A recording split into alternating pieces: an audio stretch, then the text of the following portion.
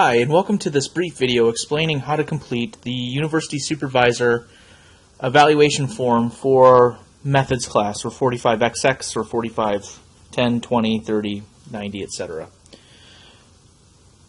The first page of the form that you'll receive is demographic information. So you'll insert the intern's name, the cooperating teacher, your name in the University Supervisor line, the grade level of the placement, the subject area, the district and the school, and then you'll check what semester that the placement occurs and the year that placement occurs in. The next page of the form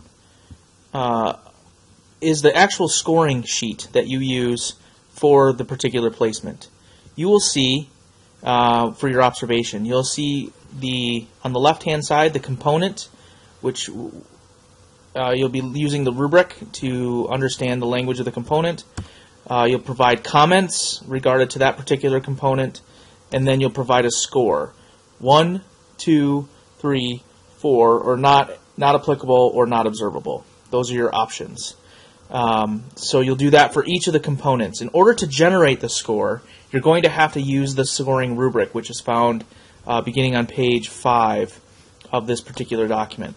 So you'll see for 1A, demonstrating knowledge of content and pedagogy, we have descriptors for distinguished or highly effective, which is a level 4 score. We have descriptors for proficient and effective, which is a level 3. We have descriptors for a level 2 score, which is basic or minimally effective. We have descriptors for unsatisfactory or ineffective, which is a 1, and then you have the option of an NA or NAO if you don't see that or don't have that type of dialogue with the student. So what you'll do throughout the observation is you will take general notes, and then you will highlight things that relate to each of the components. So for example, when I say highlight, I mean write them out. You will utilize the language in the rubric to generate the score above. So for component 1A, demonstrating knowledge of content and pedagogy, you'll use the rubric language to support the score. So if you rate the student or the candidate a 3, the teacher displays solid knowledge of important concepts in the discipline and how these relate to one another. The teacher demonstrates accurate understanding of prerequisite relationships among topics.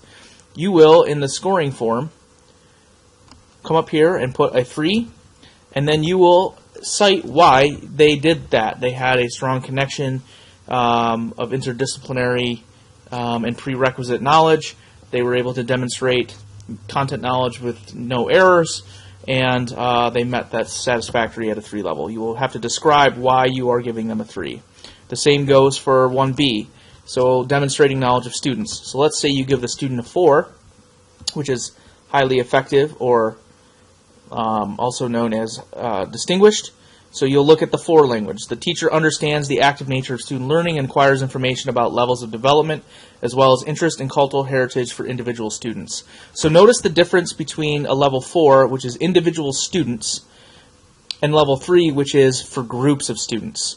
So in this, the candidate has demonstrated knowledge of individual students, backgrounds, and cultural understandings, which is great. And so that they are using that in the way that they relate and understand the students and do their assessments and teach. Whereas a level 3, they're really still kind of getting in the grouping of understanding, and they're using the group language, which is still fine. A 3 is totally acceptable for this particular placement. So that's the differentiation. So when you write your comments, you'll describe why you gave them a 3 or a 4 in this case, as opposed to a 3. You'll do that for each of the various areas. And then once you've completed this, you will send it to Donna Drolet via email. And so we have all of the rubric language here, like I said.